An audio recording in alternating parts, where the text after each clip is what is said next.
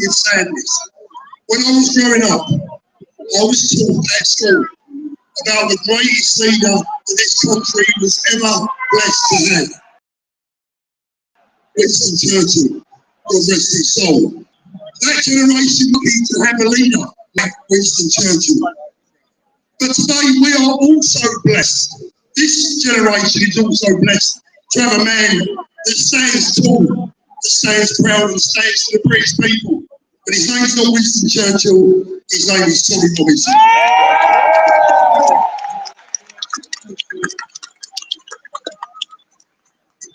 But make no mistake, never be in doubt. Doesn't matter what anyone says.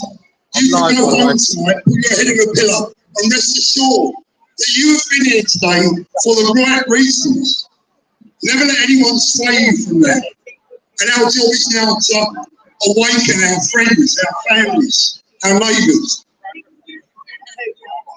And I want to finish by paying a tribute to Peter Lynch. He would have been here today if it hadn't been for a horrendous sentence that this beautiful man, his soul, his grandfather, did not deserve. And I want you to join me now in a minute's applause, not only for our Tommy, but for our Peter Lynch. God rest his soul, God bless him. Peter and your family, we are here for you.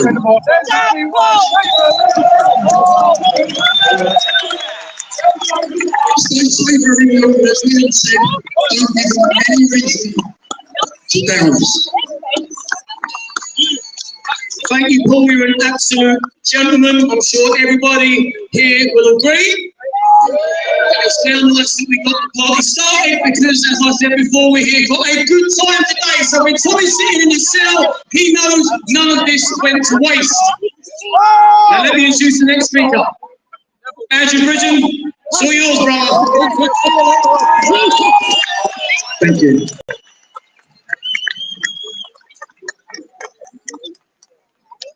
Remember the 5th of November, gunpowder, treason and plot.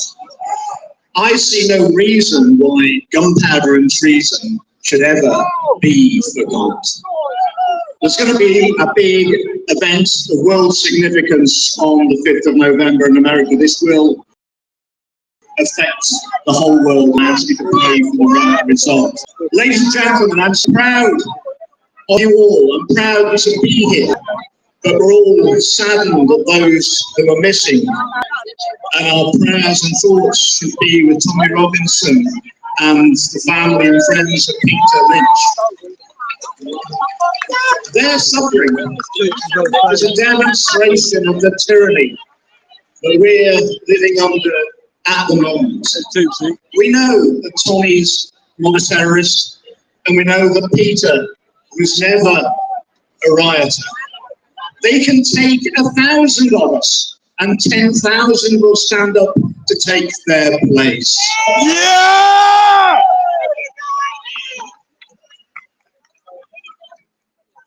And you've got to all take comfort that the worse things appear to get, the nearer we are to the end. We're in a dark tunnel, but we're nearer to the light than we are to the beginning, and we must press forward together.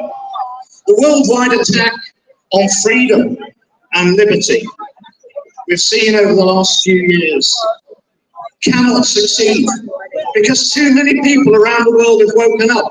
We see what you do, and we will not let it happen. In life, we tend to get what we're willing to tolerate.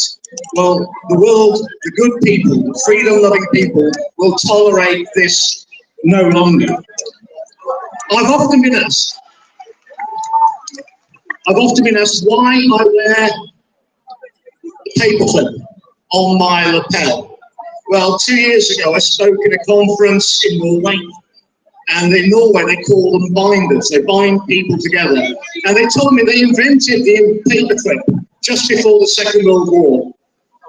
And during the Nazi occupation of Norway, the Norwegians wore the paperclip as a sign of resistance to occupation. It was punishable by summary execution by firing squad, but still the brave Norwegians resisted. They said they had no one in Norway to speak in their parliament, and would I wear the binder when I spoke in our parliament and speak for them as well. The paperclip is a sign of opposing international oppression, and I'm proud to wear it for you and for the Norwegians. United we stand! All freedom-loving people of the world are watching us today. They're expecting us to take a lead. As has already been said, we must be peaceful. There's a rival protest, and they've got a rival protest as well. What it demonstrates to me is the failings of our schools and our universities, because it's clear to me that our schools and our universities are not teaching our young people to think. They're telling them what to think, and that is very damaging. The main weapon that our oppressors use against us is fear. And once we learn to live without fear, there's nothing they can do to them. There's nothing they can do to Tommy and Sammy. There's nothing there they can do to Peter. We have to live without fear. People think that we have no power, we're just individuals. We're just drops in the ocean. But we're not. We're all linked. We're all connected.